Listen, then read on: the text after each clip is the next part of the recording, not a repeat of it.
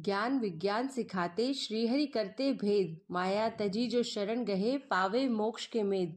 हरे कृष्णा।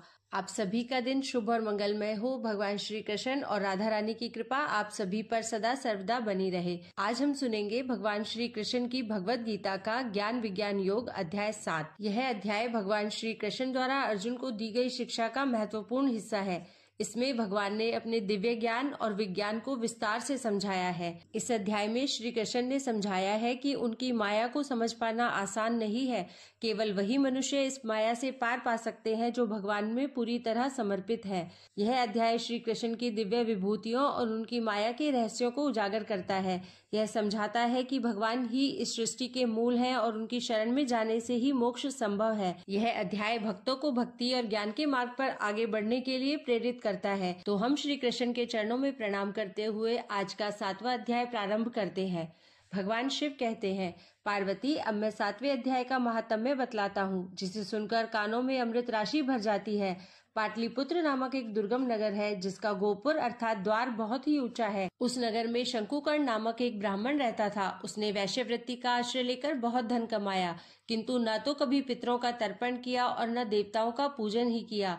वह धनोपार्जन में तत्पर रहता और राजाओं को ही भोज दिया करता था। एक समय की बात है, उस ब्राह्मण ने अपना चौथा विवाह करने के लिए पुत्रों और बंधुओं के साथ यात्रा की। मार्ग में आधी रात के समय जब वह सो रहा था, एक सर्प ने कहीं से आकर उसकी बाह में काट लिया। उसके काटते ही ऐसी अवस्था हो गई कि मणि, मंत्र और औषधि आदि से भी उसके शरीर की रक्षा असाध्य जान पड़ी। तत्पश्चात कुछ ही क्षणों में उसके प्राण पखेरु उड़ गए। फिर बहुत समय के बाद वह प्रेत सर्प योनि में उत्पन्न हुआ। उसका चित्त धन की वासना में बंधा था। उसने पूर्व वृतांत को स्मरण करके सोचा, मैंने जो घर के बाहर करोड़ों की संख्या में अपना धन गाड़ रखा है, उससे इन पुत्रों को वंचित करके स्वयं ही उसकी रक्षा करूंगा। एक दिन सांप की योनि से पीड़ित होकर पिता ने स्वप्न में अपने पुत्रों के समक्ष आकर अपना मनोभाव बताया। तब उसके निरंकुश पुत्रों ने सवेरे उठकर बड़े विस्मय के साथ एक दूसरे से स्वप्न की बातें कही। उनमें से मझला पुत्र कुदाल हाथ में लिए घर से निकला और जहां उसके पिता सर्प योनि धारण करके रहते थे, उस स्थान पर गया। यद्यपि उसे धन के स्थान का ठीक ठीक पता नहीं था, तो भी उसने चिन्हों से उसका ठीक निश्चय कर लिया और लोभ बुद्धि से वहां पहुंचकर बाम्बी को खोदना आरंभ किया। तब उस बाम्बी से बड़ा भयानक सांप प्रकट हुआ और बोला, ओ मूर्ख, तू कौन है? किस लिए आया है? क्यों बिल खोद रहा है? अथवा किसने तुझे भेजा है? ये सारी बातें मेरे सामने बता। पुत्र बोला, मैं आपका पुत्र हूँ, मेरा नाम शिव है। मैं रात्रि में देखे हुए स्वप्न से विस्मित होकर यहाँ का सुवर्ण लेने के कौतूहल से आया हूँ। पुत्र की यह वाणी सुनकर वह सांप हंसता हुआ उच्च स्वर से इस प्रकार स्पष्ट वचन बोला, यदि तू मेरा पुत्र है तो मुझे शीघ्र ही बंधन से मुक्त कर। मैं पूर्व जन्म के गाड़े हुए धन के लिए सर्प योनि में उत्पन्न हुआ हूँ। पुत्र ने पूछा, पिताजी, आपकी मुक्ति कैसे होगी? इसका उपाय मुझे बताइए, क्योंकि मैं इस रात में सब लोगों को छोड़कर आपके पास आया हूँ। पिता ने कहा, बेटा, गीता के अमृतमय 7वें अध्याय को छोड़कर मुझे मुक्त करने में तीर्थ, दान, तप और यज्ञ भी सर्वथा समर्थ नहीं है। केवल गीता का 7वां अध्याय ही प्राणियों के जरा, मृत्यु आदि दुख को दूर करने वाला है। पुत्र, मेरे श्राद्ध के दिन 7वें अध्याय का पाठ करने वाले ब्राह्मण को श्रद्धा पूर्वक भोजन कराओ, इससे निसंदेह मेरी मुक्ति हो जाएगी। वत्स, अपनी शक्ति के अनुसार पूर्ण श्रद्धा के साथ वेद विद्या में प्रवीण अन्य ब्राह्मणों को भी भोजन कराना। सर्प योनि में पड़े हुए पिता के ये वचन सुनकर सभी पुत्रों ने उसकी आज्ञा के अनुसार तथा उससे भी अधिक किया। तब शंकुकर्ण ने अपने सर्प शरीर को त्याग कर दिव्य देह धारण किया और सारा धन पुत्रों के अधीन कर दिया। पिता ने करोड़ों की संख्या में जो धन बांट कर दिया था, उससे वे सदाचारी पुत्र बहुत प्रसन्न हुए। उनकी बुद्धि धर्म में लगी हुई थी, इसलिए उन्होंने बावली, कुआं, पोखरा, यज्ञ तथा देव मंदिर के लिए उस धन का उपयोग किया और अन्नशाला भी बनवाई। तत्पश्चात 7वें अध्याय का सदा जप करते हुए उन्होंने मोक्ष प्राप्त किया। पार्वती, यह तुम्हें 7वें अध्याय का महात्म्य बताया गया है, जिसके श्रवण मात्र से मानव सब पातकों से मुक्त हो जाता है। 7वें अध्याय का महात्म्य श्रवण करने के बाद अब हम सुनते हैं श्री कृष्ण द्वारा अर्जुन को दिया गया ज्ञान 7वें अध्याय में। उसके उपरांत श्री भगवान बोले, हे पार्थ, तू मेरे में अनन्य प्रेम से आसक्त हुए मन वाला और अनन्य भाव से मेरे परायण होकर योग में लगा हुआ, मुझको संपूर्ण विभूति, बल, ऐश्वर्य आदि गुणों से युक्त सबका आत्मरूप जिस प्रकार संशय रहित जानेगा उसको सुन। मैं तेरे लिए इस रहस्य सहित तत्व ज्ञान को संपूर्णता से कहूंगा कि जिसको जानकर संसार में फिर और कुछ भी जानने योग्य शेष नहीं रहता है। हजारों मनुष्यों में कोई ही मनुष्य मेरी प्राप्ति के लिए यत्न करता है और उन यत्न करने वाले योगियों में भी कोई ही पुरुष मेरे परायण हुआ मेरे को तत्व से जानता है, अर्थात यथार्थ मर्म से जानता है। हे अर्जुन, पृथ्वी, जल, अग्नि, वायु और आकाश तथा मन, बुद्धि और अहंकार भी ऐसे यह 8 प्रकार से विभक्त हुई मेरी प्रकृति है। यह 8 प्रकार के भेदों वाली तो अपरा है, अर्थात मेरी जड़ प्रकृति है। और हे महाबाहो, इससे दूसरी को मेरी जीव रूपा परा अर्थात चेतन प्रकृति जान की, जिससे यह संपूर्ण जगत धारण किया जाता है।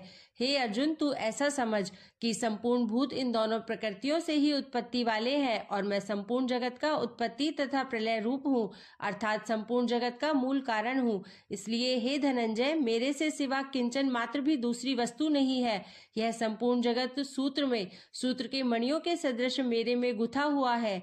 हे अर्जुन, जल में मैं रस हूँ तथा चंद्रमा और सूर्य में प्रकाश हूँ और संपूर्ण वेदों में ओमकार हूँ तथा आकाश में शब्द और पुरुषों में पुरुषत्व हूँ।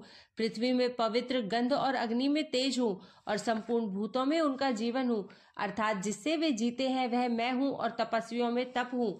हे अर्जुन, तू संपूर्ण भूतों का सनातन कारण मेरे को ही जान। मैं बुद्धिमानों की बुद्धि और तेजस्वियों का तेज हूँ। हे भरत श्रेष्ठ, मैं बलवानों का आसक्ति और कामनाओं से रहित बल अर्थात सामर्थ्य हूँ और सब भूतों में धर्म के अनुकूल अर्थात शास्त्र के अनुकूल काम हूँ। और भी जो सत्वगुण से उत्पन्न होने वाले भाव है और जो रजोगुण से तथा तमोगुण से होने वाले भाव है, उन सबको तू मेरे से ही होने वाले है ऐसा जान।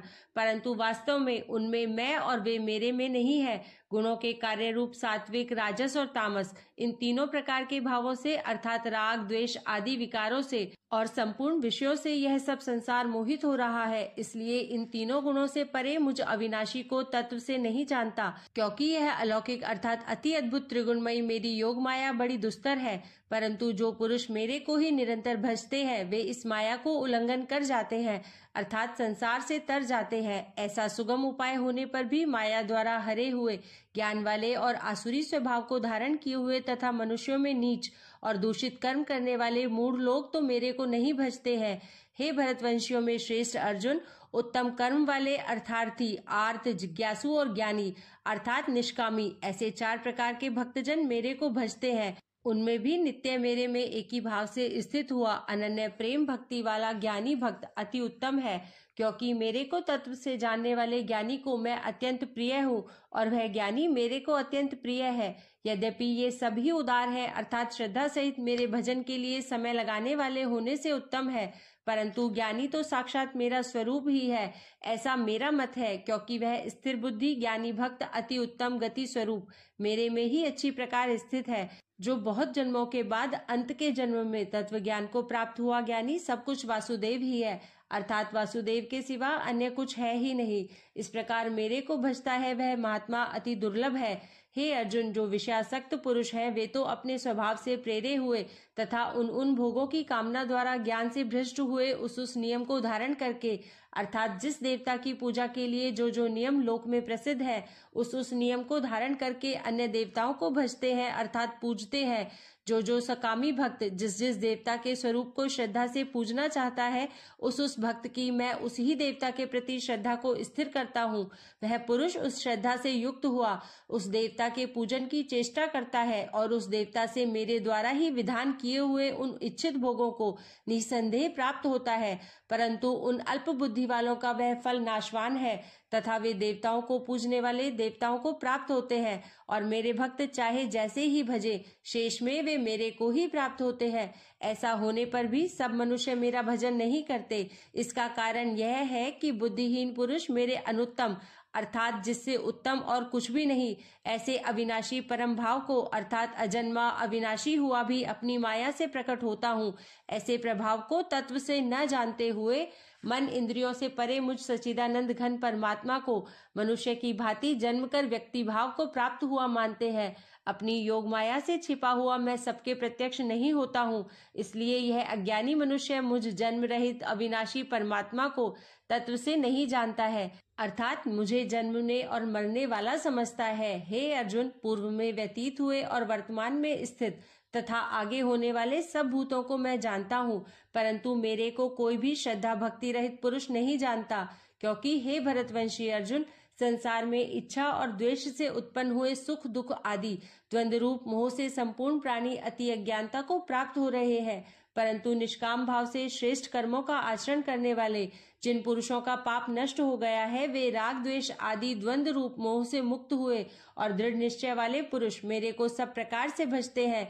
जो मेरे शरण होकर जरा और मरण से छूटने के लिए यत्न करते हैं, वे पुरुष उस ब्रह्म को तथा संपूर्ण अध्यात्म को और संपूर्ण कर्म को जानते हैं। जो पुरुष अधिभूत और अधिदैव के सहित तथा अधियज्ञ के सहित सबका आत्मरूप मेरे को जानते हैं, अर्थात जैसे भाप, बादल, धूम, पानी और बर्फ यह सभी जल स्वरूप हैं, वैसे ही अधिभूत, अधिदैव और अधियज्ञ आदि सब कुछ वासुदेव स्वरूप है। ऐसे जो जानते हैं वे युक्त चित्त वाले पुरुष अंतकाल में भी मुझको ही जानते हैं, अर्थात प्राप्त होते हैं। इस प्रकार श्री कृष्ण और अर्जुन संवाद में ज्ञान विज्ञान योग नामक 7वां अध्याय यहीं पर समाप्त हुआ।